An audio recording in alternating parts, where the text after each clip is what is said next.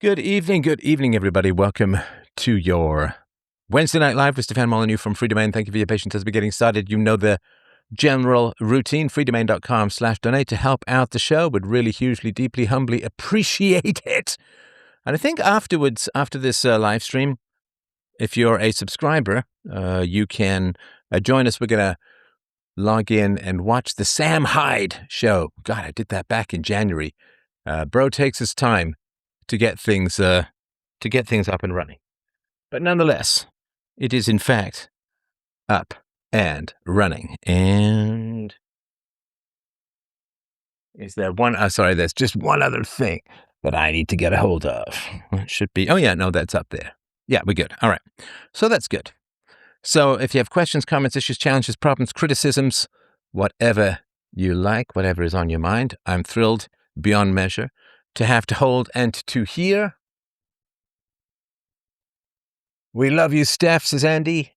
Thank you for all you do. Just brought a couple of physical books, copies of your book, Peaceful Parenting. Absolutely amazing. I plan to give them to my millennial friends. Fantastic. Thank you. Could I do a movie review of Dead Poet Society? Did I? Did I? So first thing you want to do is go to fdpodcast.com. That's for freedomainpodcast.com. And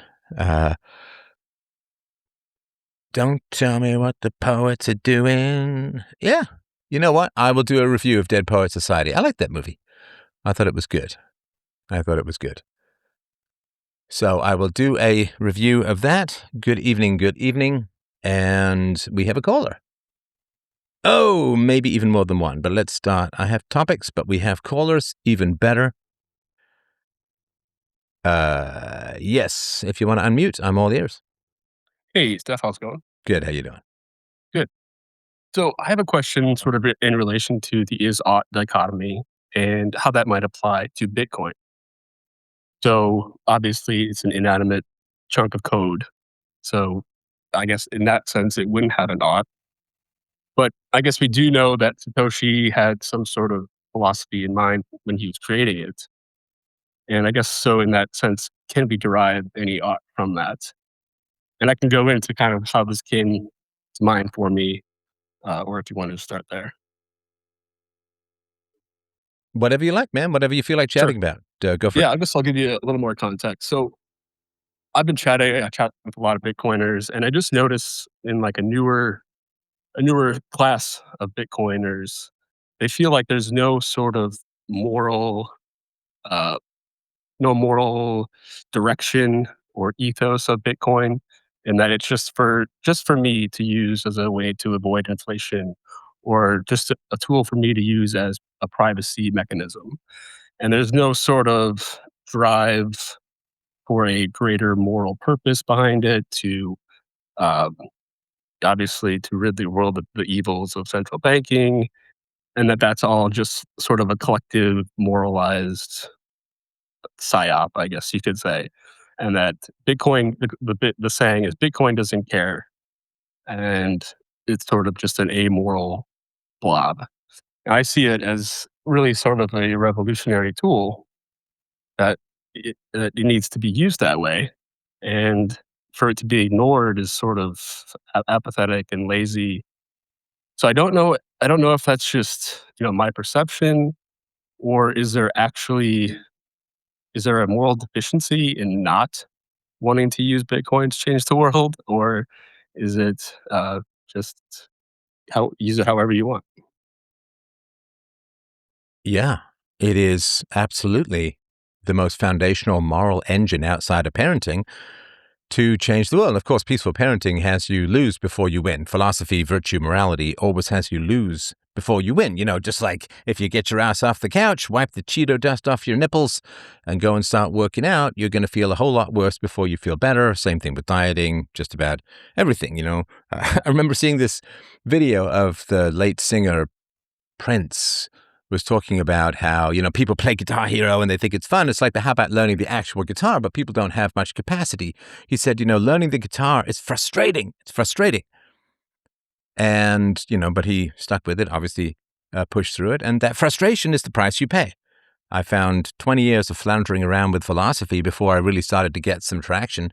It sucks a lot. Imagine doing something for 20 years before making any particular progress of your own. Like, philosophy is the most brutal thing around because there's so much to learn, so much to absorb, so much to understand that I was, 15 to 35, man, I'm in the frickin' trenches. Just trying to learn, trying to understand, trying to add some things, finding they fall over. It was just this endless game of playing Jenga blocks in a frickin' earthquake and fighting like crazy with friends' parents, with my parents, with siblings, with professors in university. And like, I graduated, or I got my marks for my master's degree, I think 6 months after everyone else, because they were fighting over whether what I had written was either madness, idiocy, or genius. They eventually went with genius, but it was quite a fight. And that's sort of been the history. And so 20 years of fight. Now, for things to improve in the world, and, settle in, folks, this is going to be a wee bit of a rant. So for things to get better in the world, we have to evaporate the power of the uber class, the top class. Who are the top class? What is the top class? Well, if you've ever been heavily in debt, you know when you're heavily in debt, you're kind of a slave. Your time is not your own. You work for other people. And it's brutal. You get a sudden bill. Let's say you make $100 an hour, right? You get a sudden bill for $1,000, all other things being equal. Then you got to work to pay that bill for 10 hours. Make $50 an hour, 20 hours, $20 an hour, 50 hours, $10 an hour, 100 hours. You get the math, right? So why don't things change in the West? People have been voting for and begging for, say, less immigration for decades. I mean, Brexit was about less immigration. And what did the British people get punished with? Much more immigration. So why? Well, because we look at the people that we vote for and we say, aha, they're in charge. False, they're not in charge. Not even close. There's layers above them that we don't even really see. And the people with the most power are invisible to the vast majority of people, and we can only see them in our mind's eye or occasionally, jabbing their fingers into Prince Charles's chest.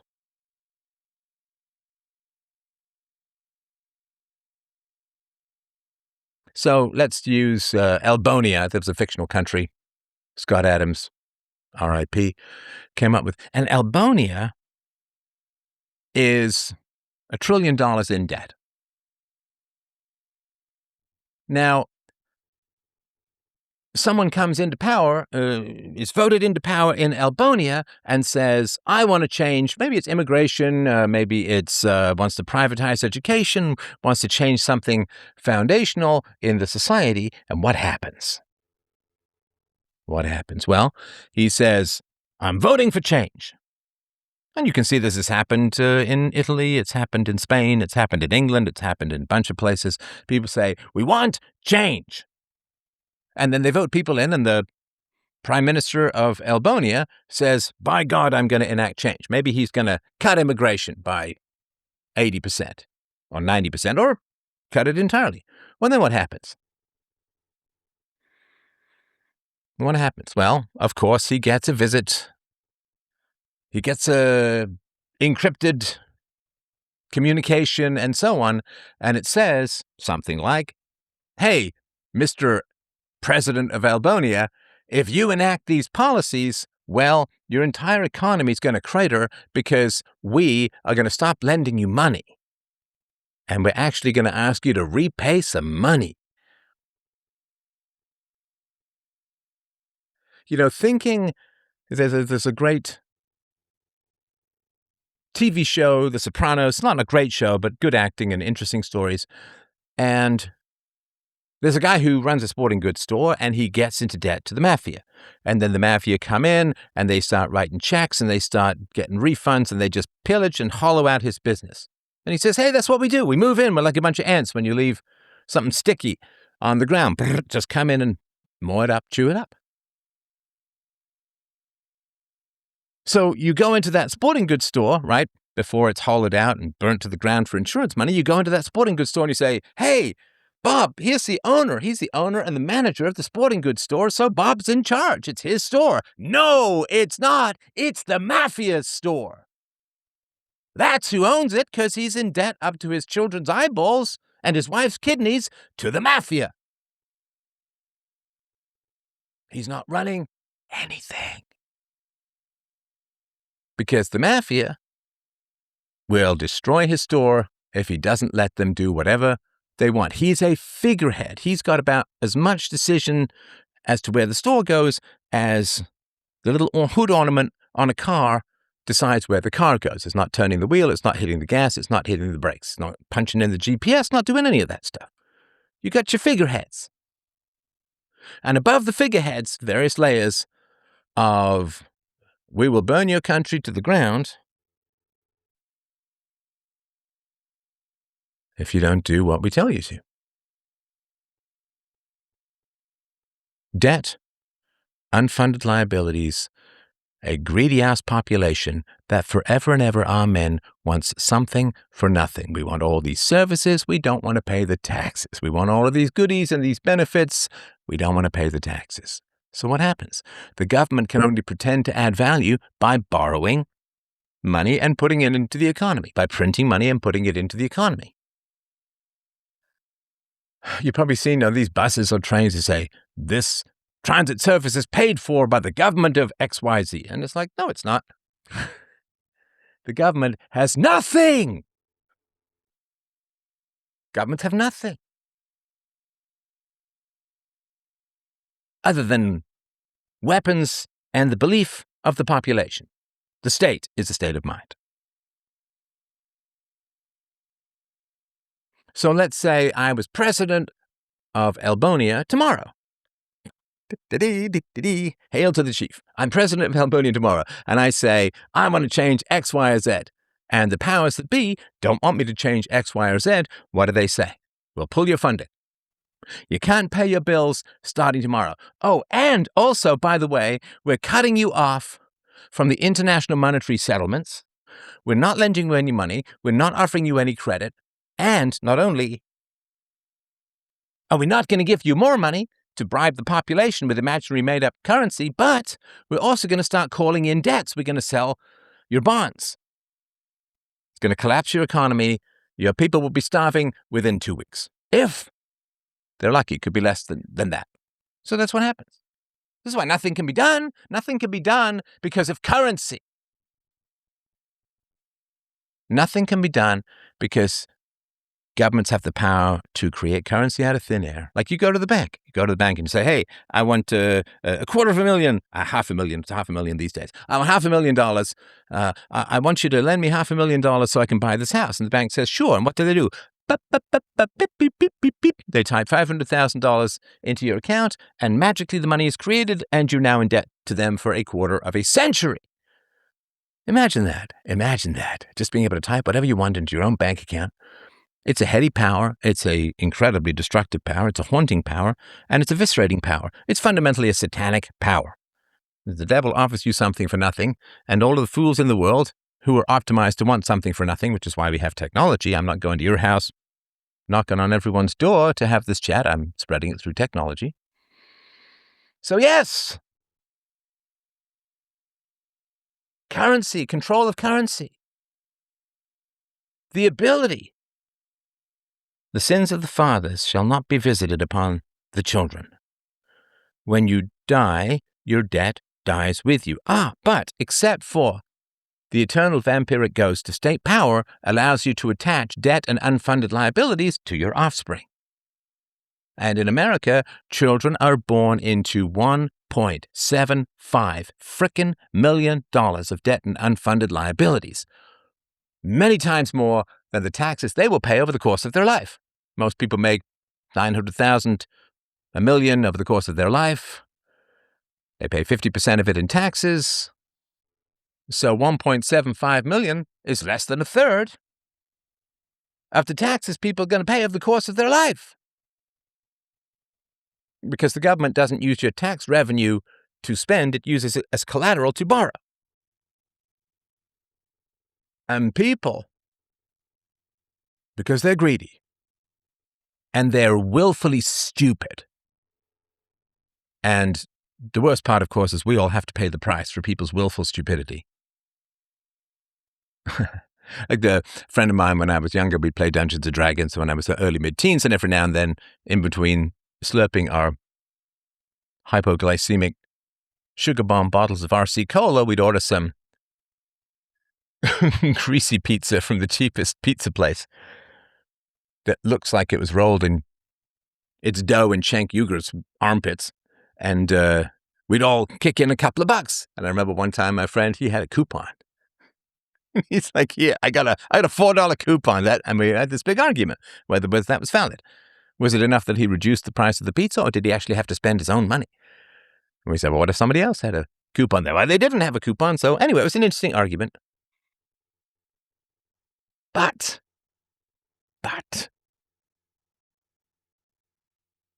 you can't make choices when you're in debt to the mob.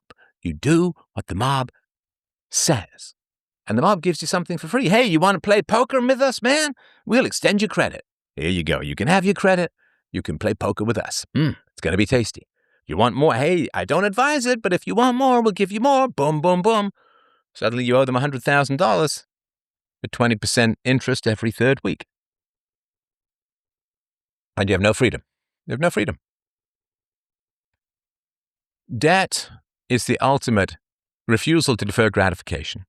Debt is the ultimate in eating the future in order to gorge on the present. Debt is when you have just enough food stored up for the winter, and like a squat-nosed, trough-snuffling pig, you chew through it all in the first month, and then you have 5 months to go. Now you're in debt. Now you require. Now you're enslaved. And the leaders are just as enslaved as everybody else.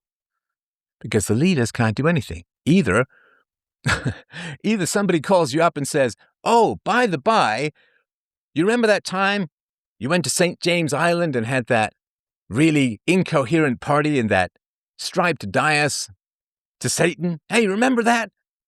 Mr. Epstein said, hey, come on over, man. Snort a line. Do some drugs. Have some drinks. This girl, she wants you, man. She wants you. Little electric eye, recording in the top. So either you got that, or they say, well, if you want to do in Albonia, President Steph, if you want to do in Albonia what we don't want you to do, we're calling everything in.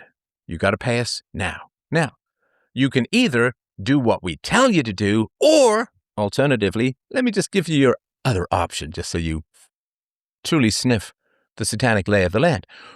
The other thing you can do is you can, and they'll be able to keep a straight face when they tell you this. Hey, Steph, President Steph, here's the other thing you can do. It's the other thing you can do. What you need to do is you need to go on TV and you need to reason with your population, you see. You need to say to your people, hey, you know, I'm looking at the numbers, man. And for 4 generations now, you all have been living on borrowed time, borrowed money. You all have been selling off the souls of your children to foreign banksters in return for getting that sweet, sweet stimmy check in the here and now. You got your welfare, you got your old age pensions, you got your free health care, you got your EBD, you got everything. Everything.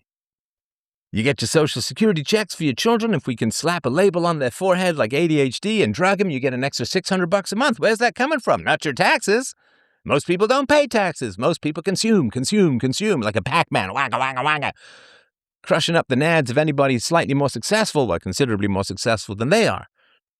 At some point, the rich look at the poor and says, I think we're going to treat you with about as much compassion and empathy as you've treated us. And then you get fascism or communism, and the poor go the way of the dodo. 4 letters slightly arranged, off they go.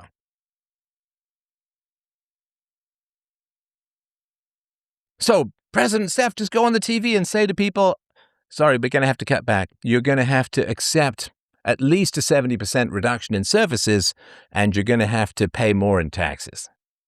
Because we have a lot of debt. Oh, and by the way, all those unfunded liabilities, because for 60, 70 years, every time the public sector unions want more and more, well, the politicians don't want to raise the taxes, so all they do is promise them retirement benefits down the road. Well, the end of the road has come, and it's a banana peel of vampiric blood, wherein the children are going to slip and get concussions and roll slowly down a hill in a windmill fashion like a Land Rover, or the end of Thelma and Louise.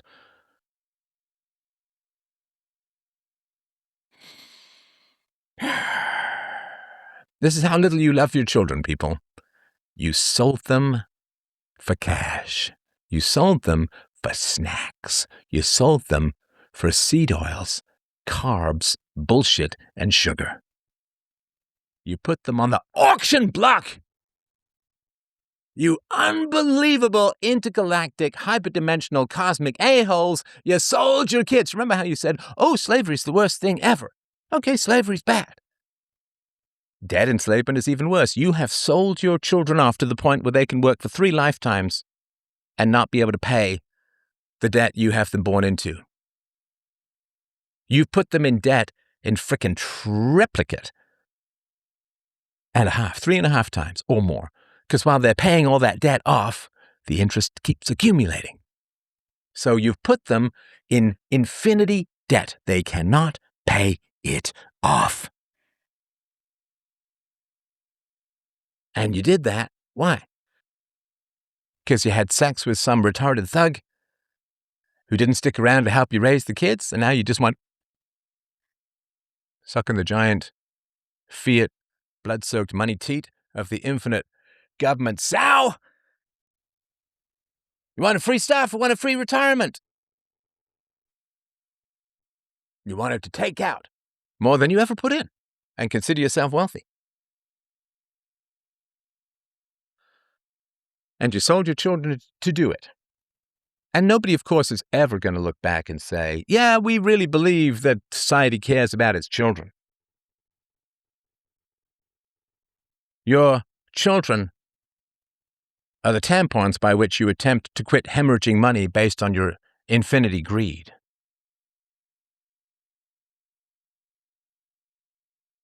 And this is why the children rebel against the aged. And this is why we have these stories of vampires, right? The people in charge who eat the young and who are never seen in sunlight and who hide in the shadows. Well, these are the central bankers in many ways.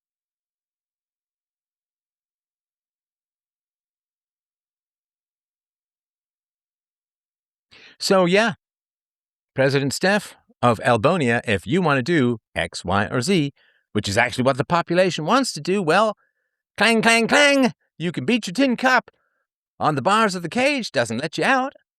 The only way out is to go to your population and say, friends, Romans, Albonian countrymen, the bill is due.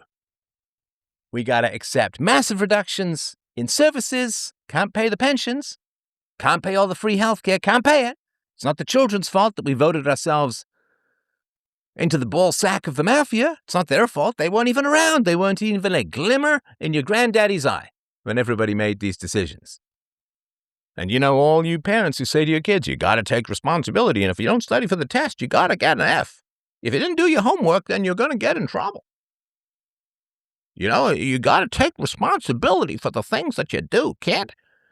Well, how about you guys voted us into infinity debt? No, that doesn't count. What are you, crazy? That's not a thing. Forget it. It's sad. What are you going to do? You're going to laugh or far grimmer things occur? Maybe they should. I don't know. That's why I don't do politics. It's not a place for debate anymore. So either you do what the bankers want you to do, or you have to go and reason with the population. Now, if you go to the population and say, sorry, your great-grandparents, your grandparents, your parents all tied you down and oiled you up so the bankers could have their way with your prison style. Sorry, wasn't my fault. I opposed it. And normally what we do, when we run out of money is we'd go to war. We can't really go to war anymore because there's weapons of mass destruction and bioweapons and all kinds of nonsense. That means the leaders are going to get hit as well as the followers, so we can't really go to war. Oh, yeah, do you remember when COVID happened? I remember that. So remember when COVID happened? COVID was a giant warning that says, oh yeah, we can whip any population into a frenzy and they'll tear you apart. They are drones, right? We drone at them, they turn into mechanized weapons, which we can then point at anyone. Oh, they're a dissenter, they're a vax denier, anti-vaxxer, and they'll just tear you apart. We got a bunch of zombies, remote control zombies. Propaganda will program them, and they will tear you apart. Just in case you were wondering, it's pretty much the same as it was in the 1930s or the 19-teens in Russia. And we got these drones. We got these drones of people who don't think, they consume, they greed, they eat. They have about as much common sense as your average houseplant, and they simply grow towards the light of the fiat currency sunrise, and they will just greedily consume everything without any thought for the future. But good luck. Go reason with them. Go reason with them. Zombie movies and central banking arose pretty much at the same time, because there's an infection which dehumanizes people called greed. And like that scene at the end of Fargo when the William H. Macy character is being arrested and he's like, no. People, they don't want reality. They won't take any restriction on the spending. And if you say there's no money, they say, make it, or we burn it all down, right? The central banking and the mob are two ends, top and bottom, of the mafia sandwich that consumes your future.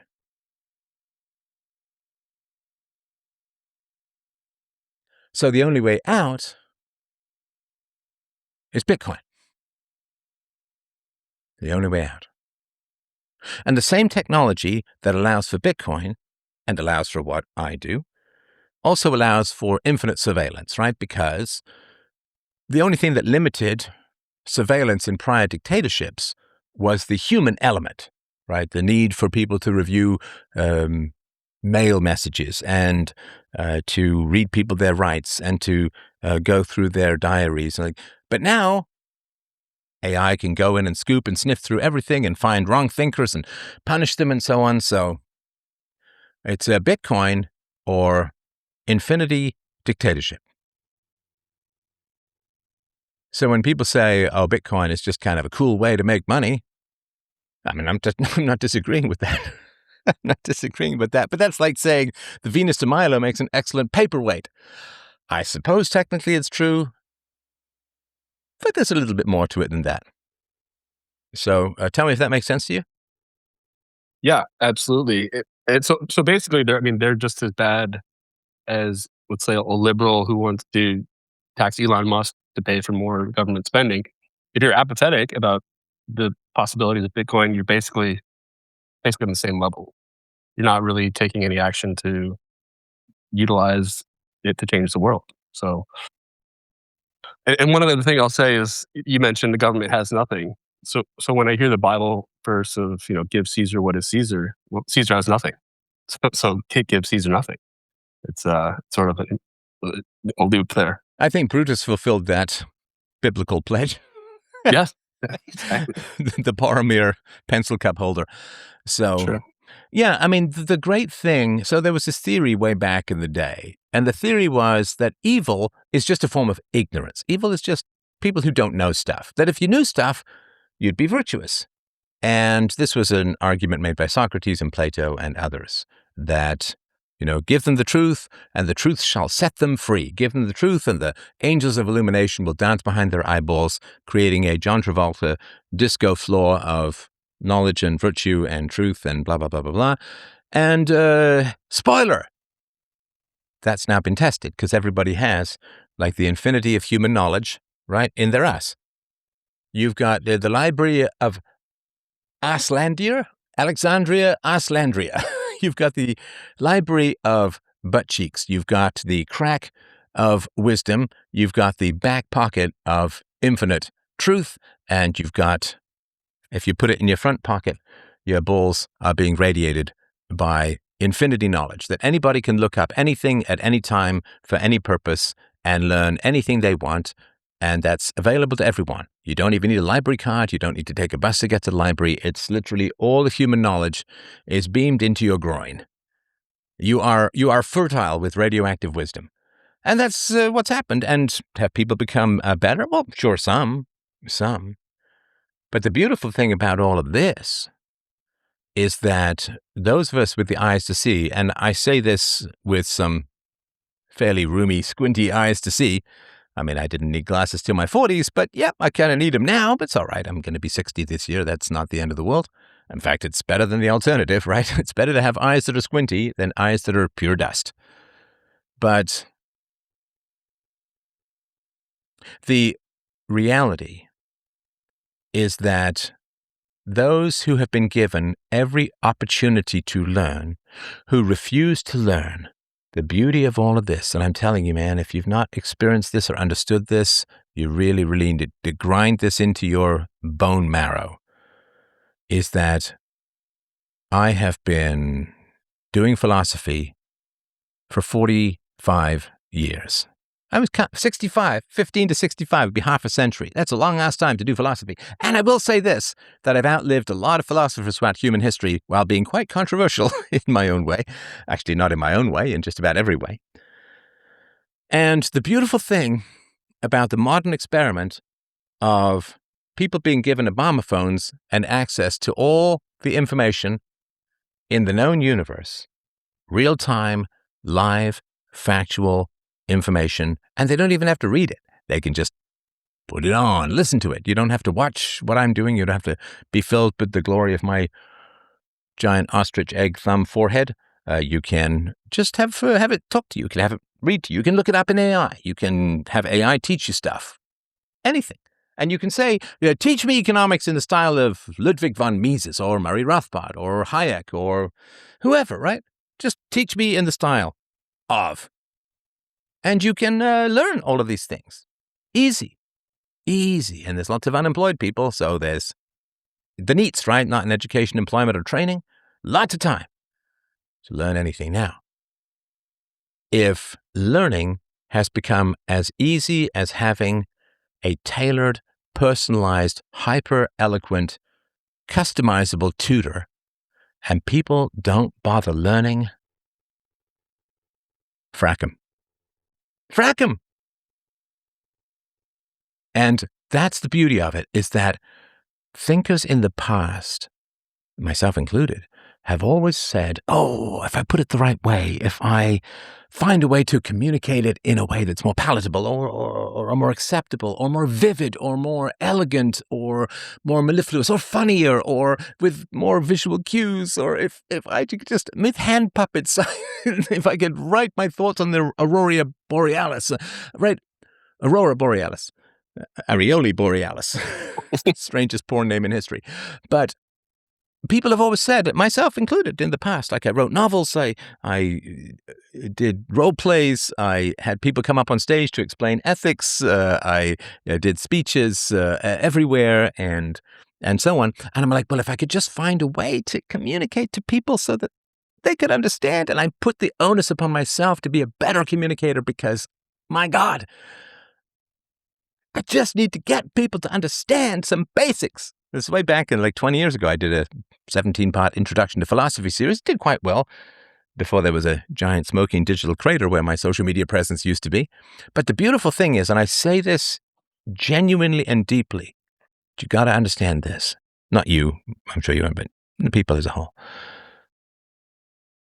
We don't have to care anymore about the people who refuse to learn. It's not on me. It's not on you.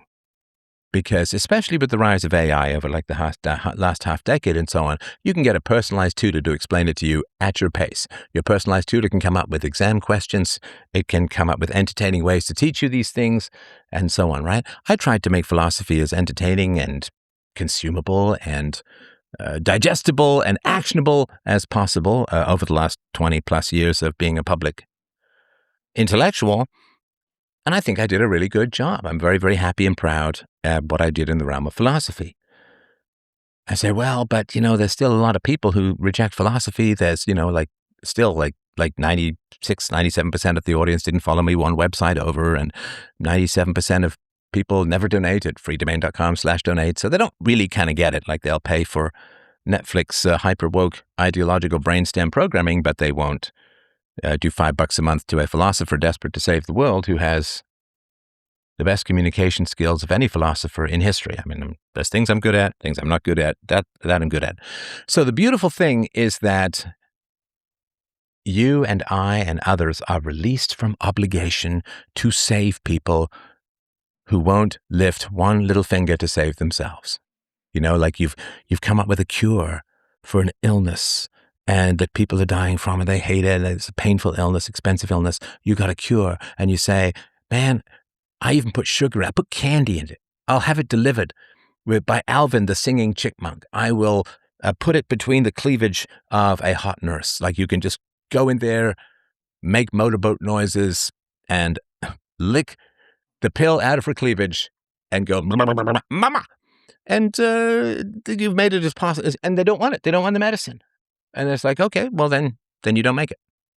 But I couldn't have done more to make the medicine easily available, palatable, and AI is even better in many ways, right? So, yeah. And so they use it, all they do with it is read their Apple news feed about the reflection pool and get outraged about this crap. I love how the reflection pool is actually the story of Narcissus, right? I don't know if you know where the word narcissistic comes from. So there was an ancient divine or semi-divine being named Narcissus, and he was very good looking, and Narcissus looked over the edge of the water to get a drink and caught a reflection of himself in the water and said, oh yeah, that's I'm so handsome. I'm so good looking. Oh, I'm going to rub myself a little. I'm going to play with my earlobes a little bit. I'm going to steer myself back and forth a little bit.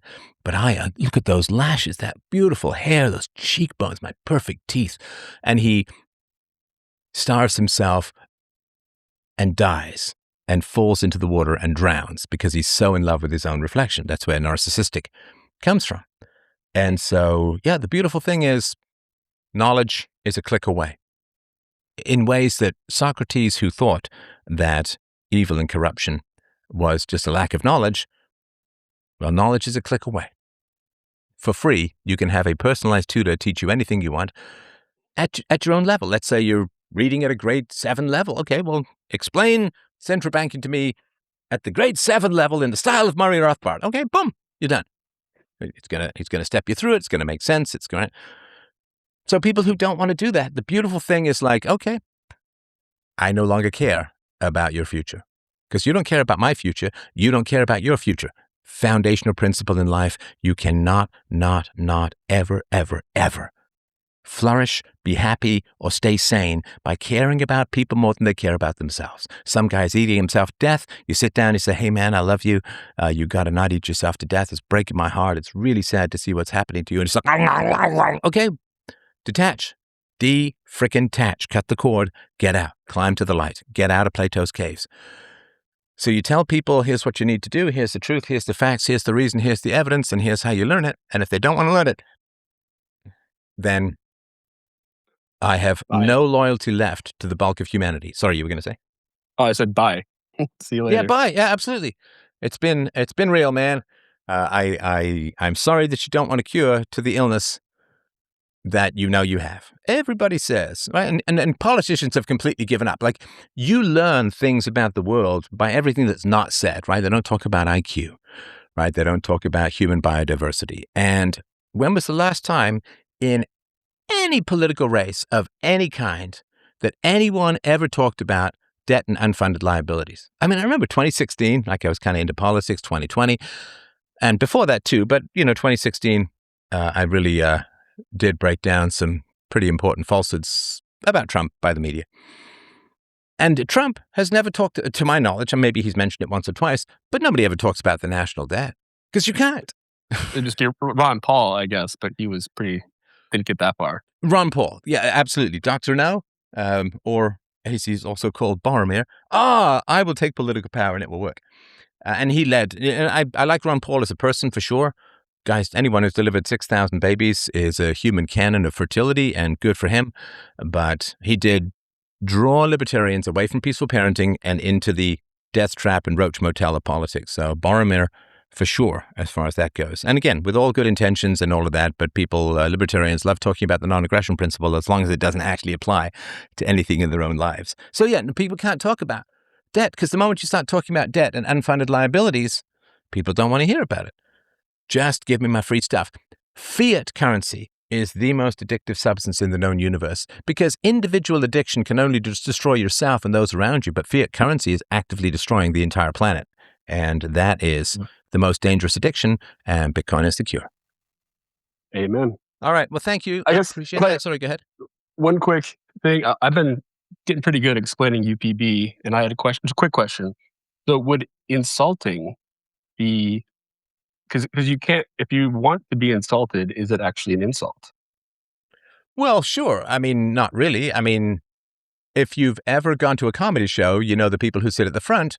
If you have an interactive break the fourth wall comic, then the comic is going to make fun of them. He's going to, and I personally, I quite love being made fun of by comics. I think being made fun of is it's like a British thing or maybe a bit of an Irish thing, not a German thing. I don't get it from my German side.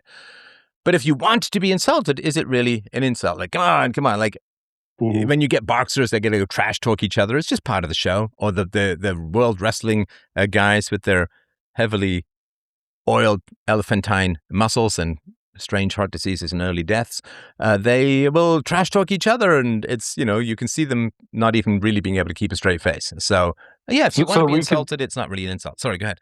So then you can say that insulting is not UPB, right? Then, well, hang on.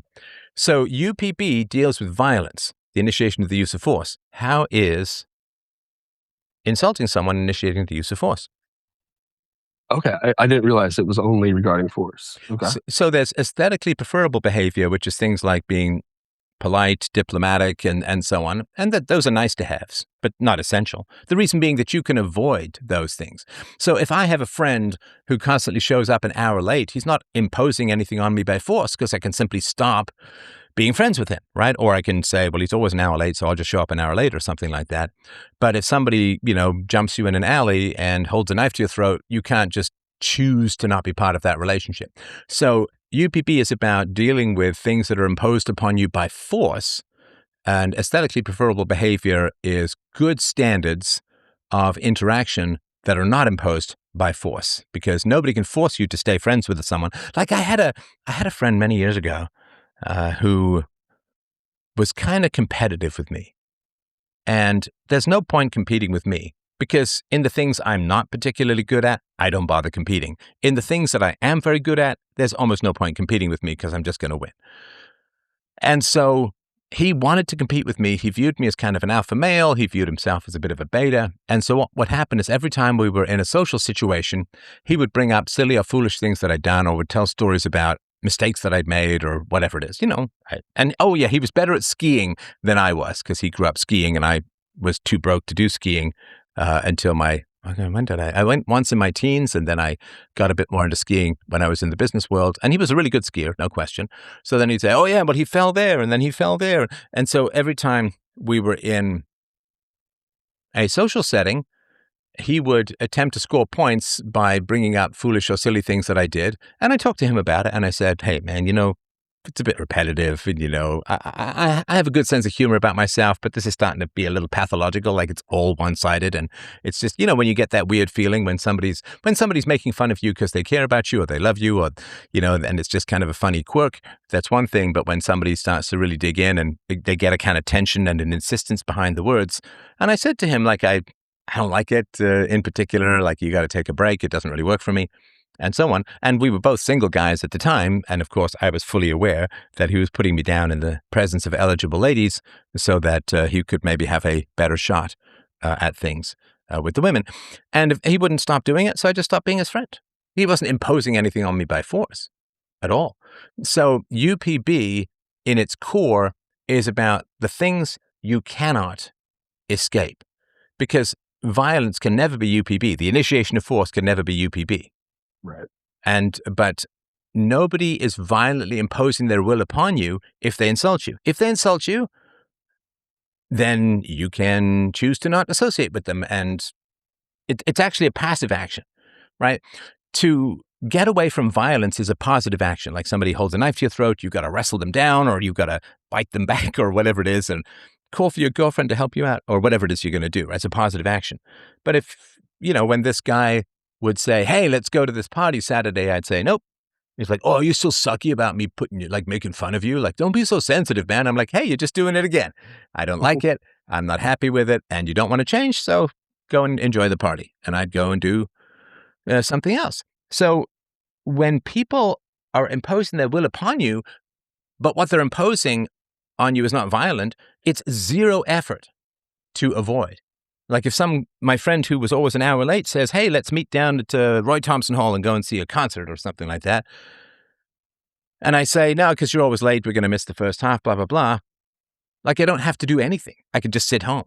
Like, I literally have to do nothing to avoid things that are not imposed upon me by force, whereas things that are imposed upon me by force, I have to take strenuous, dangerous, risky efforts that could get me killed in order to avoid them. So as far as insults go, there is a level of insult that is UPB violation, though, and that is in the realm of slander or defamation, right? So Reputation. yeah, reputation, because reputation is an economic good that people work to get. Just as much as they build a house, just as much as they save their money, you build your reputation. And so if people destroy your reputation, then they have cost you a significant amount of money. So for instance, I generally do business on a handshake and so on, right? Now, and the reason that I do that is I trust people and they trust me, and I've been honorable in business. I've been an entrepreneur for like 30 years, and I'll always try to keep my word, or if for some reason I can't, I'll let them know ahead of time and tell how I'm going to make restitution up and things like that. And so not having to involve a lot of lawyers and contracts and accountants and so on, it saves a lot of money. It's it's like 10% less per deal or whatever it is, right? Now, if somebody lies about me and says, oh, Steph cheated me and so on, right? Then people are going to be more wary about doing business with me, and it's going to cost me 10% more, and some deals I won't even get, right? So reputation is a tangible asset that you gain by positive behavior, in the same way that good health is a positive value you gain by eating well and exercising and so on, and being lucky to some degree. And so if somebody poisons you, then they're taking all of your hard-earned effort and undoing it because they're harming your health. And if somebody harms your reputation, they're taking all your hard-earned effort, and where it has caused economic harm, that's unfair competition. So if you've got two restaurants, the Chinese restaurant and the Italian restaurant, and the Chinese restaurant guy says, oh, there was a dead rat in the rigatoni at the Italian restaurant, or rat droppings or something like that, and it wasn't true, then people will be like, ooh, I don't really want to go for rat droppings. So I guess I'll go, let's eat Chinese, right? Because at least then the rats are clear and on the menu. You can order them. They don't come in by surprise, right? You get a little tail coming out of the spaghetti. And so if the Chinese restaurant owner lies about the food at the Italian restaurant, he's cost the guy hundreds of thousands of dollars or more in a business. And that is theft. That is the destruction of a shored up and hard-earned reputation for cleanliness and good health in the food. And so, yeah, that kind of stuff is actionable. But, if you say, I think Bob is an a-hole, okay, well, whatever, right? That's not the end of the world. But if you say, Bob is a murderer, right? Well, that's going to spread around, and it's going to interfere with his dating prospects, it's going to interfere with his business prospects, his hiring prospects, his borrowing prospects. People aren't going to want to sign leases with him. He's going to have trouble renting a house or an apartment and a car, and so that just massive harm. And so I know that I think Walter Block says you can't own the contents of other people's minds, and therefore copyright and defamation and so on is unfair. It's not valid. I don't agree with that. And he's got tenure, so what does he care about reputation? But I, of course, have been subject to massive reputational attacks. And of course, I've worked very hard over my life to have a good reputation.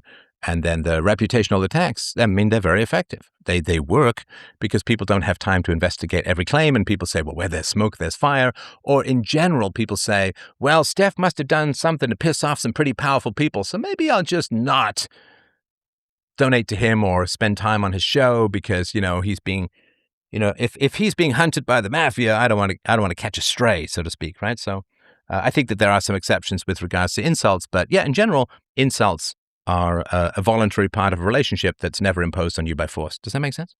Yes, I really appreciate it, and thanks for chatting. You're very welcome. I appreciate the questions. Thank you for triggering ye old, fun, positive, ranty planet. All right. Monsieur N. Sorry, somebody's asked, hope you're doing well. Any chance to re-upload the old channel's back catalog of videos?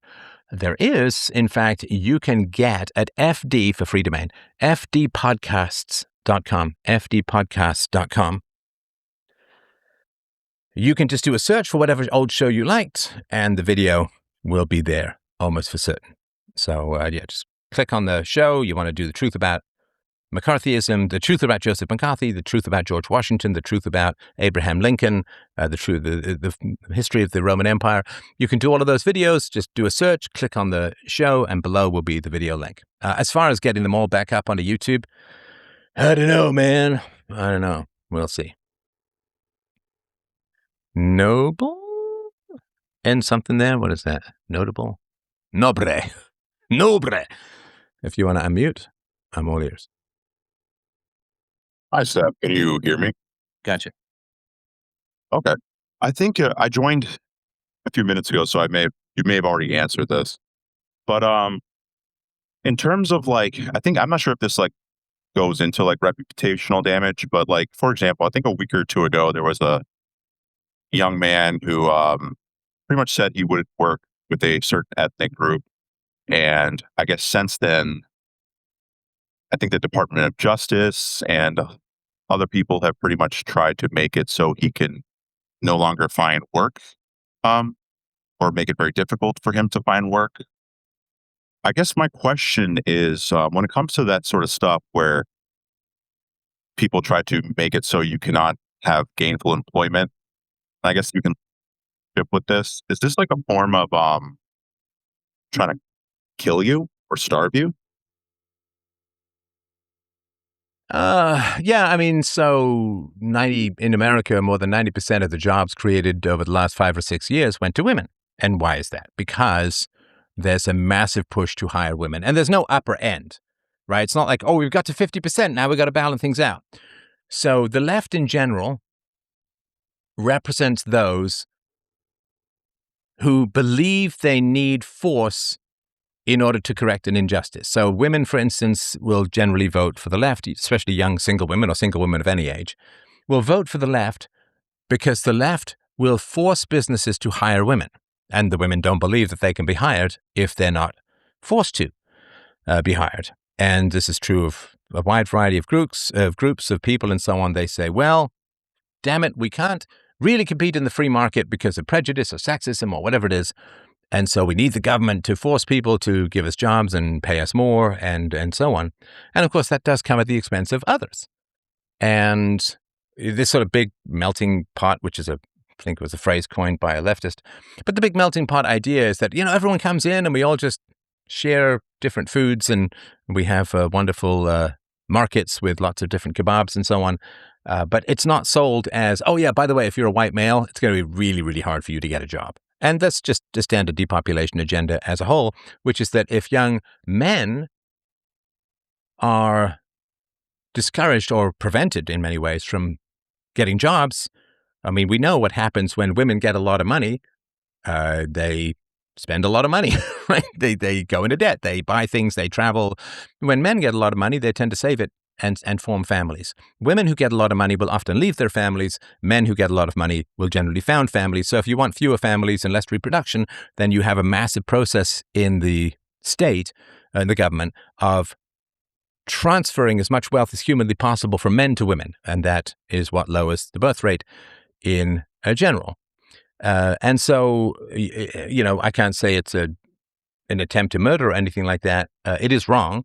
Forced association is a violation of freedom of association. Forcing people to hire other people is in the same moral category as forcing women to marry men or forcing men to marry women. Like arranged marriages under power of compulsion, we would consider to be a great evil, as indeed it would be. And whether it's economic intercourse, social intercourse, or intercourse, people should not be forced into non-consensual relationships. I mean, it seems a weird thing to have to say, but we should not force people into non-consensual relationships, whether they're sexual, platonic, social, or economic. You should not be forced to hire people. You should not be forced to have quotas. It should be a raw meritocracy. And for a variety of reasons we've talked about over the years, probably a little bit to death, that is anathema to some people. So that's what's going on. The vast majority of jobs are going to people new to the country. The vast majority of jobs are going to women. And the result in the birth rate is clear. So I hope that makes sense. That makes perfect sense. I work with a lot of women, and the more money it seems like they make. I work in the medical industry. It seems like the higher position that they have, the more debt it seems like they seem to find themselves in. So that's been my experience. Well, and men will date horizontally and down, and women will only date up. Again, in general, blah, blah, blah. But this is, hypergamy 101, that women want the wage gap eliminated and want a man who makes more money. Now, how they hold this double think together without their heads exploding, scanner style, is utterly beyond me. But if women want to make as much as men, then half the men are taken out of the dating pool for them, at least. And they usually want a man who makes quite a bit more than them. So if, to take some very broad numbers, if a woman wants a man who makes 25% more than her, then her dating pool is 25% of men. And the problem is, in the converse, if 25% of men can date just about all the women, they're not going to settle down because they're too busy being bed-bouncing playboys, right? So when you have an infinite conveyor belt of hoochie-coochie coming your way, it's pretty tough to stop, turn off the machine, and take one home forever and ever, amen. So it's really tragic. I mean, I talked about this, this woman's not to blame for all of my more controversial opinions, but Janice Heimlich, who was actually daughter of the doctor who created the Heimlich maneuver, we talked about this like 15 years ago, that when women get more education and they get more income, it does not undo hypergamy, which is their desire to date a man with equivalent or greater education and greater income. Women are hardwired to go for men with greater income because women, for most of human history, were disabled with childbirth, at least economically disabled. I mean, they got to continue the species, which was obviously a big plus. But economically, they were largely disabled by endless pregnancies, childbirth, breastfeeding, and then they graduated from having children growing up to having grandchildren, and they just start the whole Groundhog Day of infinite fertility all over again. And so women are drawn to men with good genes and a lot of resources. And as women get more and more resources, the pool of men that they're willing to date and settle down with gets smaller and smaller. But because men tend to be more promiscuous if given the opportunity than women, as more and more women are chasing fewer and fewer men want to settle down because you've just, hey, this one doesn't work out. There's another hot girl coming down the pipe and another hot girl going down the pipe. And listen, I mean, I'm obviously not going to call myself some big, giant, egg-shaped stud muffin, but I will say that I never really had any trouble getting dates, particularly when I got into my 30s. I mean, it was very easy because there were lots of women around who wanted to date, but they didn't know how to add value. Because women have been psyoped into thinking that what they want in a man is what a man wants in them. So I want an ambitious, hard-driving, successful, big income guy, right? And it's like, but that's not what men are looking for. That's not what men are looking for. It's sort of like saying, well, men like vaginas. So I should like vaginas. It's like, well, but if you like vaginas and you're a woman, then you're a lesbian or gay, and you're kind of out of the pool. Men want women to not be like men. I don't know why this needs to be said. Men want women to not be like men, because if you want someone that you want to have sex with to be like a man, you're gay. So women have got this weird thing where this is what I would admire in a man: hard driving and not domesticated, and they've got this caricature of masculinity, like that men just thump the table and demand things. So the women go around, well, this is what's attractive to me, or this is what men are, so this is what's attractive. So I'm going to thump the table and demand things. I'm not going to be domesticated. I'm not going to be feminine. I'm not going to be at all submissive about anything. And then they're surprised when the relationships turn into gay relationships as a whole. Right, you look at the promiscuity in the gay community, there's tons of exceptions. You look at the promiscuity in the gay community, it's off the charts.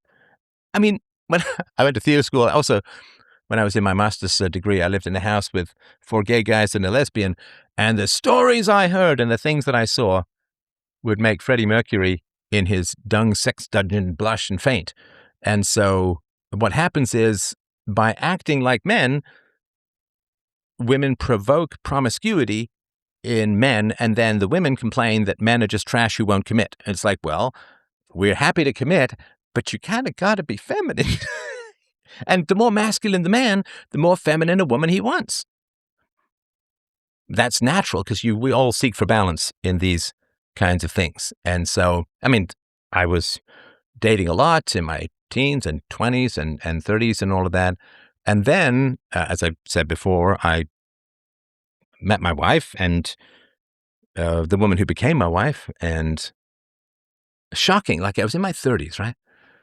And we had agreed to go somewhere, and I said, can we do it later? Because I have to go downtown, and I have to pick up my sandals. I got them repaired. Why did I get them repaired? Because I'm cheap. I am a flock of tiny birds. I am cheap, cheap, cheap. But, and my wife was like, I'm downtown. I can pick them up for you. Swear to God. My jaw hit the floor, and like this giant egg of isolation and exploitation opened within me, and I was never the same since. Since that moment, I still remember the day. I still even remember the time of day when my life completely changed. And after dating, doesn't really matter how many women, but not 0, a woman was like, I'll be downtown. I can get that for you. I can't tell you what a freight train pile-up, short circuit, lightning striking powder keg, world destroying, past life exercising moment that was in my life. Like, wow. She's gonna, do I have this right? She's gonna do me a favor? Open-heartedly, happily, no problem, thrilled to help. And I was like, well, we're getting married. And it's 24 years ago.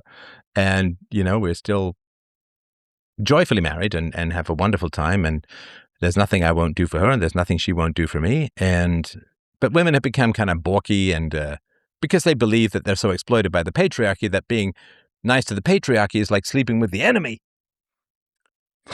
And she's taught me a lot about generosity, because I've been so exploited by women, and men don't really talk about this too much, but I was so exploited by women that I just figured that was the price of dating, was you just get exploited. Like, women you do stuff for women, and they get very tense and balky and negative about doing things back. there's oh gosh, what was her name? Things Our Mothers Never Taught Us or something, Danielle someone or other. It's a book I read before I got married. And she was telling a story about how she and her husband were playing tennis with another couple, I think it was, and the husband was lacing up his shoes and his wife was just coming over from the clubhouse. And he said, "Oh, I forgot my tennis racket at the clubhouse. Could you grab it for me?" And she's like, "Hey, you forgot it. You go get it." Oh my God. I once was heavily involved with a woman who wanted to get into the arts. I wrote her a movie. I funded the movie. I produced the movie.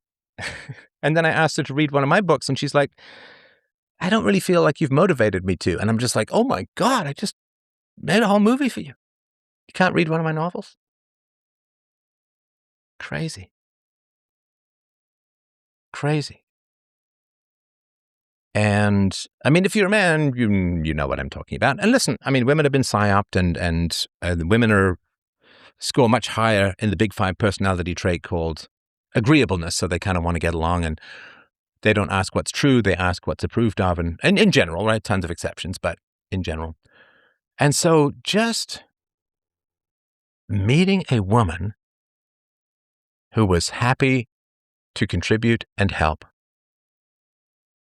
was like, I will give you both my kidneys. I will give you anything under sun and moon. And I have worked very hard for my family over the last quarter century. And she's worked hard too. My God, does she ever work hard? And we both wake up in the morning thinking about how we can make life in the world better for each other and our daughter and all of that. And man, she's taught me a lot. Oh my God, she's an amazing person. Or you could just say a typical woman from 60 years ago, although I wouldn't think of her as typical at all, because she was atypical in that she escaped propaganda.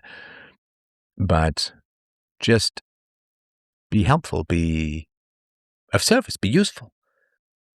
I mean, have you had women, I'll ask this to the men, right? Have you had women who think a lot about how to make your life better and easier? Have you had women who work hard to make your life better and easier? One. One. I have known one over the course of my life. Adults, right? My daughter does that as well. But sorry for the long speech. I hope that helps. Does that answer any of your questions, or anything you wanted to know about? Yeah, I mean, that's not where I thought it would go, but it ended up being exactly what I needed to hear.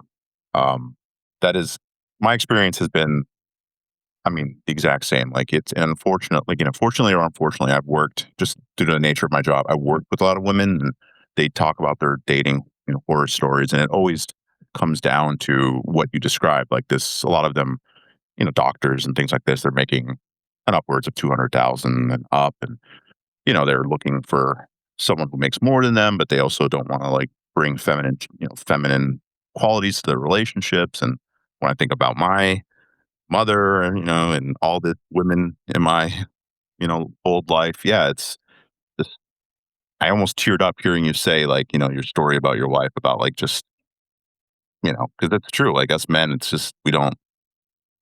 Yeah, when we hear these things like, "I'll do something for you." Yeah, that's, "Oh, yeah, I'm already there. I'll do that for you." It's like, "Oh, my heart. Oh, yes."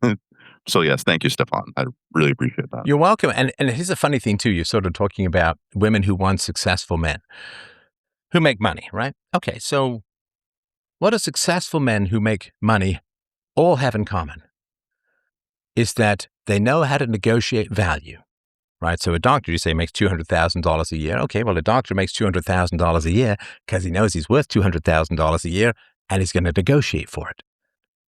I mean, I very much enjoyed the process of negotiating when I was in the business world. I think it's very interesting because negotiation isn't just, well, you say 100, I say 50, we meet at 75, right? Negotiation is trying to find ways that's win-win, which is not obvious, right? So I won't sort of get into detail. So negotiation is very interesting. It's a complex and creative process. And when you hit that sweet spot where you come up with a solution or the other person comes up with a solution, that's better than anything you've ever thought of.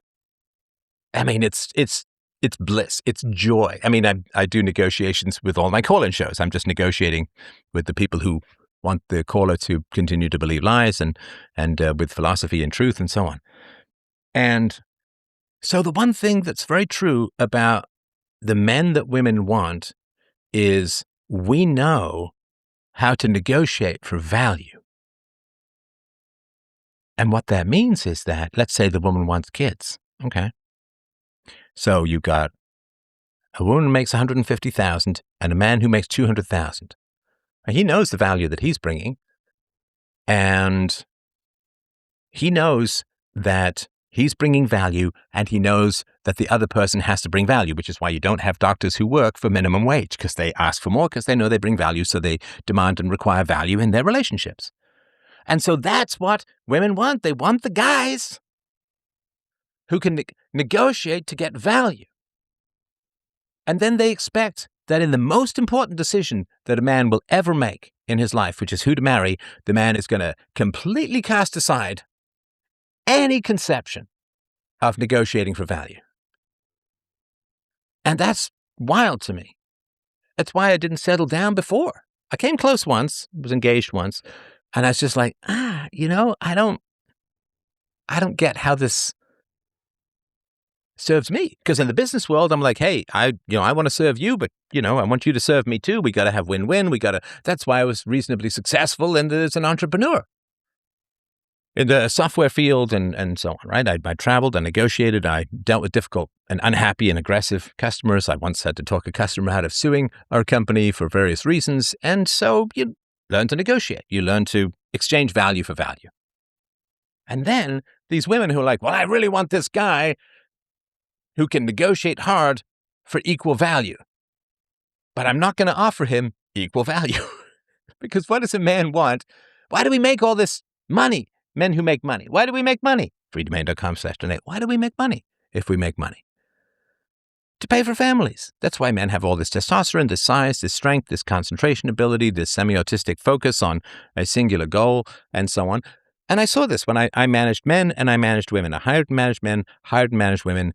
Men's productivity was off the charts. Women were sort of slow and steady, and they got the job done, but men's productivity was wild compared to women. And why do we have all this extra productivity? Because 90% of our income goes to a wife and kids. We live on table scraps. We sleep wrapped around the chimney in a storm while the wife and kids are comfortable downstairs. Whatever the kids spill off the table, we go and snort it up for our nutrition. So, yeah, we make money to pay for a wife and kids. And so if you're someone who makes $200,000 a year and some woman makes $150,000 a year in some, what do they call it, made-up daycare jobs so that women don't have children? But there's someone, it's highly subsidized, to put it mildly, right? So she makes $150,000, and if you're an ambitious, high testosterone, hard negotiating, successful man, you want to have kids. You want to have kids because what's the point of all this money? Because hedonism runs out of steam in your 30s because the hedonic treadmill, right? You just get used to everything, right? And so the man looks at the woman and he says, oh, you make $150,000. Okay. But you don't really. Why? Because I want to have 3 kids, right? 3 kids, 2 years apart, year and a half of breastfeeding, recovery. You got to get them to the age of 5, right? So 2, 4, 6, last one's got to get to at least the age of 5 to get to school. That's 11 years out of the workforce. So your 1.65 million that you're imagining you're bringing to the table, you're not bringing to the table. You're just not, if I want kids. Or if you say, well, no, I'm an American woman. I'm going to go back to work 4 to 6 business days after giving birth. Or whatever, like a month or 2. Okay. Well, then all we do is we take a good chunk of your salary and we hand it over to some Guyanese woman in a daycare to raise our kids in her values, not ours. That's not what I'm working for. I don't want my kids growing up knowing all of the intimate details of Senegalese dance and kebabs. I want them to be raised in my values, my thought process, Western traditions, if you're Western, whatever, right? So you say, okay, well, we're going to take 1.65. Well, first of all, you're going to have to keep getting maternity leaves and so on, which is just going to raise my taxes. You keep getting these maternity leaves, but if you want to go back to work quickly, it just means that we're going to take at least half your salary and dump it in daycare. So your 1.65 million, 150 times 11 years, well, it's all pre-tax and all of that, right? So that's a mirage. You're not bringing 150K a year to the table. It's a mirage. It has no meaning, no value to me, because it doesn't exist.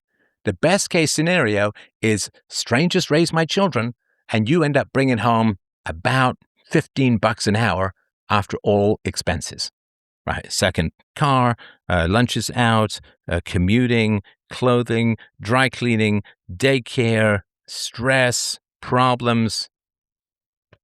Oh, and then, when my parents and your parents age, we then got to pay for all of that because you're not available to take care of them as they age. So the woman says, I come with 150 grand to the table of this. And the man, because he's an intelligent man that she wants and is good at negotiating, says, no, you don't. Not if I want kids. If you don't want kids, who cares, right? Whatever. I mean, that's just weirdos who don't want kids. They're just very damaged and bizarre people who don't want kids. And I'm sorry, but it's true. So the woman says, I'm coming with 150K. That's leverage. And it's like, but it's not, because it's a mirage. It's not real. And we know that. Men know that. You don't become successful without being able to do basic math, right? Crazy. Now, of course, if it's a female who's a teacher or whatever, that's different because she gets summers off and that helps a lot as well. But yeah, it's just, I worked in a daycare, man. I know what it's like in there. I know what it's like. It's chaos. It's absolute chaos. All you're doing is prying children off, thumping each other with snotty blocks of Lego. You're not actually really teaching any virtues or values or deferral of gratification or patience or politeness or consideration or thoughtfulness or courage or anything like that. So women want men who are very good at negotiating, and then they bring these men a terrible deal and wonder why he just goes to another woman. Or, God forbid, you know how this goes. Sorry, I'll shut up in a second. You know how this goes. A woman in her 30s who's panicking about her TikTok clock, she says to the man, well, I'm bringing $150,000 to the table. We're going to be a power couple. We're going to build an empire, blah, blah, blah, right? Well, you're going to stay home, raise the kids. Or you don't stay home and raise the kids, in which case you're doing some weird cyborg nipple suck in a corporate toilet and throwing stuff in the fridge, which is just weird and bizarre and not what children need. Or my kids are going to grow up sickly because they don't have good immune system boosts from breast milk and all of the protective elements both for brain growth and all of that and immune system growth. I'm not going to get any of that because they're going to be on cocaine, snow powder, space formula from another galaxy. And so the women say, well, I'm 35. I make $150,000 a year. You should marry me. And he's like, well, the $150,000 a year is mostly a mirage, unless I want other people to raise my kids, in which case, what's the point of having them? So let's see. There's a 25-year-old. She's only got a little bit of debt. She's happy to stay home. She's got some trad wife brain virus that's clearing out the rubble of feminism. And so, yeah, that's good. And the woman says, but I'm a professional. And he says, but she can give me 4 kids. I'm lucky to get one with you. And your income is largely mirage. So I'm going to go with the younger woman. And then the women in their mid-30s, not all, but the women in mid-30s turn totally feral. Well, that age gap is inappropriate. It's halfway to pedo planets and so on, right? Because it's kind of tough. A woman's value to a high-value man is her fertility and her willingness to serve the family, because he's serving the family 10 hours a day, 12 hours a day by working and providing resources. Her fertility and her willingness to serve equally the family. And if the moment she says unpaid labor, I mean, I remember that, man. I go on dates with these women. They talk about the wage gap. And, I'm fine with that. Talk about the wage gap. People are programmed and propagandized. So I disabuse them of the wage gap. And then if they ever brought up unpaid labor, women's unpaid labor, I'd be like, no, you're just a resentful ulcer that is just going to make my life hell. And again, the moment that my wife is like thrilled to serve a family, as I'm thrilled to serve a family, and that she's willing to do things that are helpful to me, as I love doing things that are helpful to her, mostly by staying out of the way in the kitchen. But then it's a beautiful thing. I feel like we accidentally tripped over like this perfect union of historical compatibility. And it's a beautiful thing, man. It's a beautiful thing. Because one of the things I hate about communists, I mean, there's many things. Communism kills like 4 to 5 times the number of men than it kills women. So women who are voting left are dragging you to a frickin' gulag. Like, I'm not kidding. Do not break bread with people who want you gulagged. But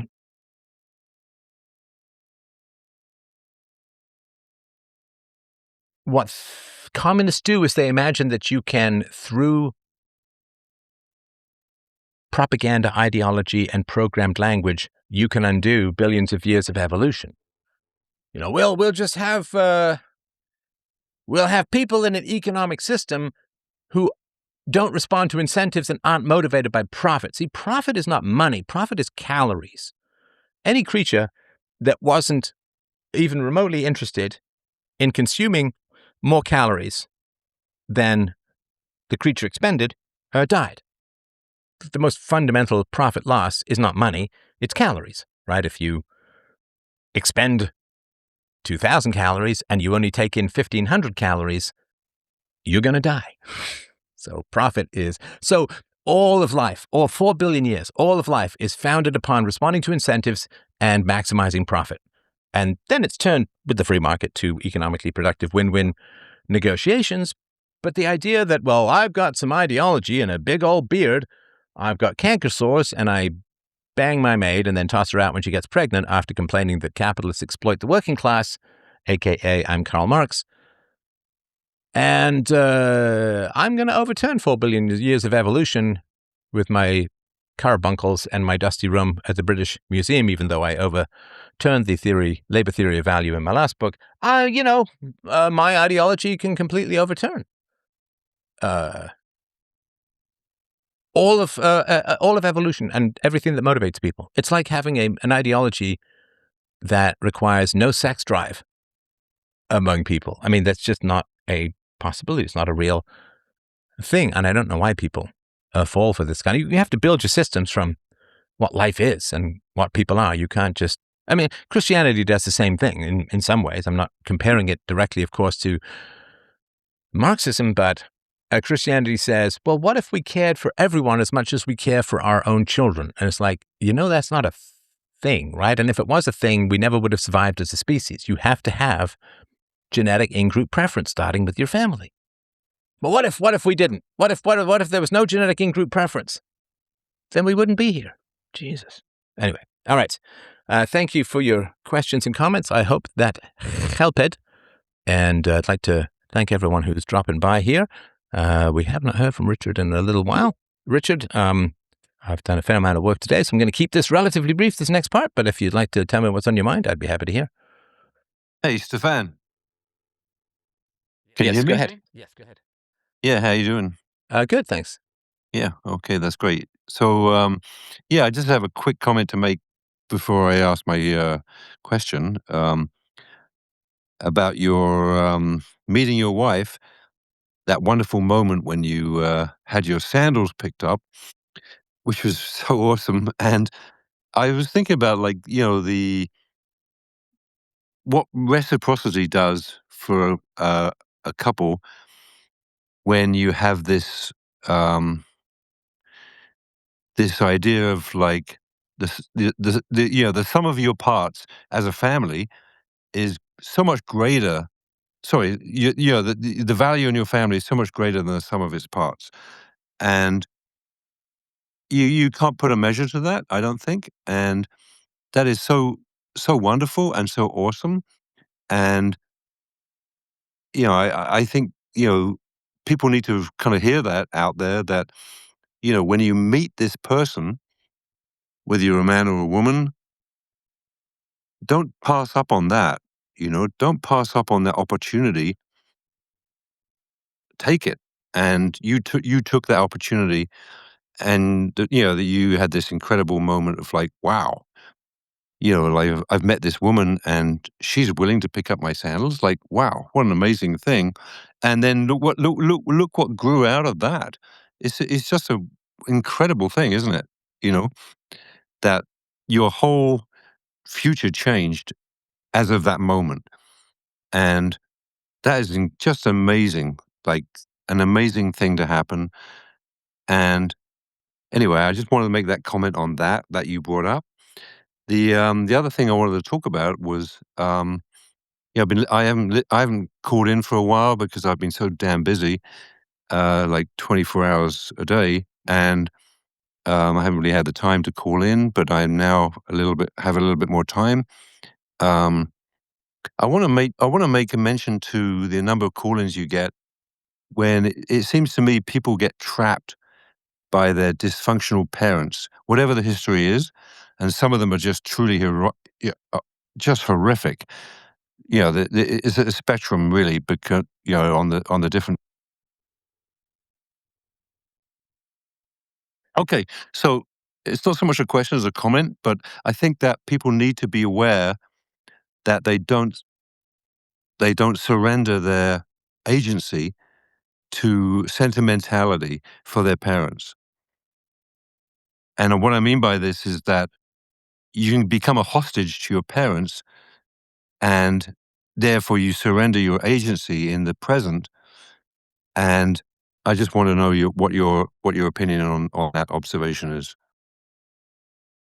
So you mean because people feel endlessly obligated to their parents, no matter what, that they don't have free will in their choices?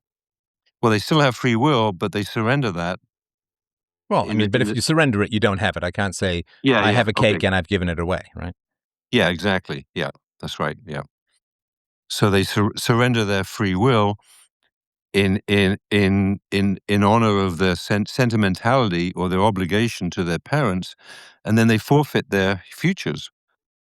Yeah, no, it's very true and it's very sad. So it is bad people who create categories that you're obligated to, rather than virtues you should respond to. So parents, and I'm not talking about all parents, but I would say the majority, certainly around the world, most.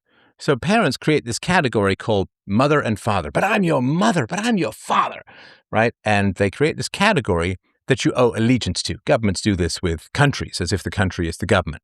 Country is usually the opposite of the government, because culture is that which is chosen, government is that which is imposed. So bad people create categories, and they say, you owe allegiance to this category, mother, father, or whatever, right? Could be priest, could be teacher, could be anything, right? So there's this category you owe allegiance to. I am in that category, therefore you owe allegiance to me. And I think that's terrible. It would be like me saying there's a category called philosopher that's always right. I am a philosopher, therefore I'm always right. I mean, that would be a crazy and dysfunctional and wrong thing to say. I mean, I'm not always right. Mostly, but not always. So everything needs to be earned individually. Love is our emotional response to virtue if we're virtuous, and we can't will it.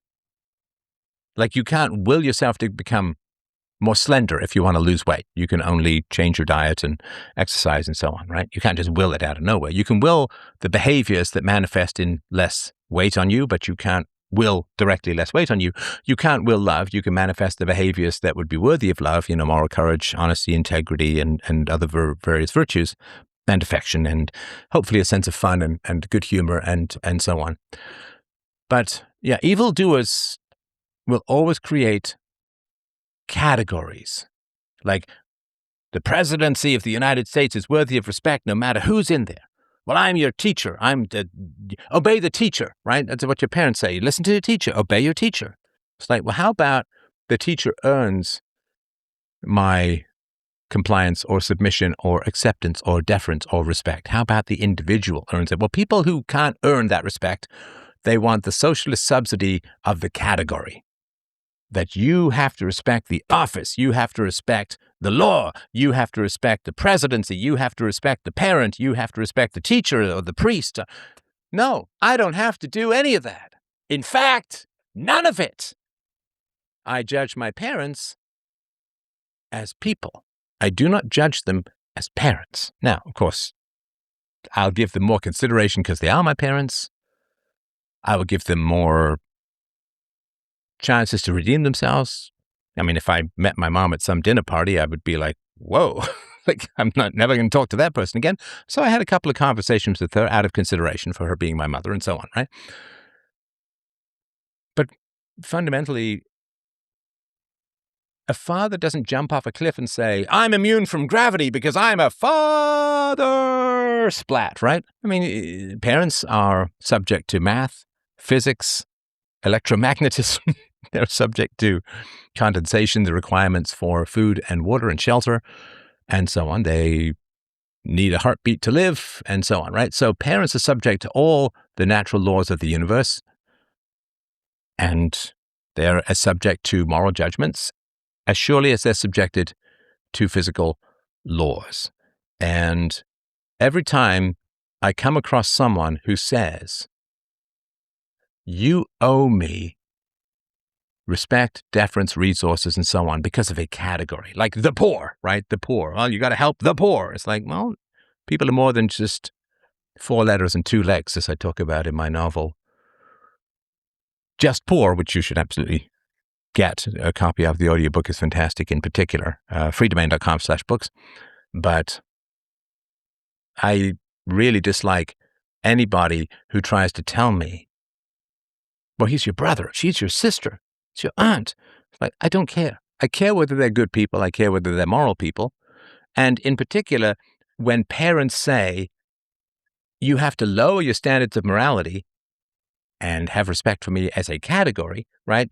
It should be, thou shalt honor thy good mother and thy good father. And true, yes, absolutely. We honor virtuous and good people. It's a wonderful thing to do. But not thou honor thy mother and thy father as categories. Because the moment somebody comes along and says, you must honor the category rather than the individual, I know there's a corrupt individual in there who's bringing this cloak of category around him and pretending that that's what you ought to give respect to rather than that which is earned by the individual. I mean, if I say Elon Musk, nobody owes me $1 trillion, right? The category is not the person. And so I hope that makes sense. Yeah, absolutely. And the other thing I wanted to add to that was that for all of us, time is running out all the time, you know? So for men, I'm speaking for women too, but especially for men who, get entrapped by this category of they have to show deference to their parents, regardless of what their parents have done to them in the past, good or bad. You don't have time is running out, and you either recognize that or you just continue in this sort of hostage situation, and you need to wake up to that fact and realize that your life has value as well as just your parents' value. Well, and sorry, let me just mention as well, because I do understand hypergamy, I will be nothing but the master in my own home. I understand how women work. I understand how children work. I was a child, and I've written some pretty good female characters over the course of my career as a fiction writer. I know how women work. And when I say I wish to be nothing less than the master in my own home, I don't mean that I rule. I mean, my wife has her areas of expertise and specialty where her authority goes unquestioned. But I will not have anyone in my life who does not treat me with the respect I deserve. I don't care if Jesus himself comes down in a path of exploding kitten petals. If Jesus were to not treat me with the respect that I deserve, he would not be welcome in my house. Now, of course, I understand that's a little blasphemous, so I'm just using it for effect. But I have never let my wife see me dominated by another person. When I've had people come up to me who are mad at me because of what I do, and they confront me and so on, I will stand my ground. Yeah. I will not let my wife or my daughter see me defer to others. I mean, I defer to reason and evidence, of course, right? And if they bring reason and evidence, and, I came back on X, Twitter, because my daughter had a great argument and I couldn't obviously overturn that argument. So, but I do not. So my mother and my father did not treat me with the respect that I deserved. And I tried to reason with them and I tried to talk to them about it. And other family members, close family members, did not treat me with the respect I deserved. Like my friend I talked about earlier who kept putting me down in company, just did not treat me with the respect I deserve. So, yeah, I just, and I'll reason with the person and say, this is not what I like. This is not what I want. But life is, if you've earned self-respect and if you've earned the respect of others, they owe it to you. In the same way that if you've worked all week at some place, they owe you the paycheck. And I owe respect to people who've earned it as well. It is a bill that it is honorable to pay and dishonorable to withhold. And if you want to be successful, I'm just talking about it from the male perspective, but if you want to be successful as a man, you have to act in ways in which you respect yourself.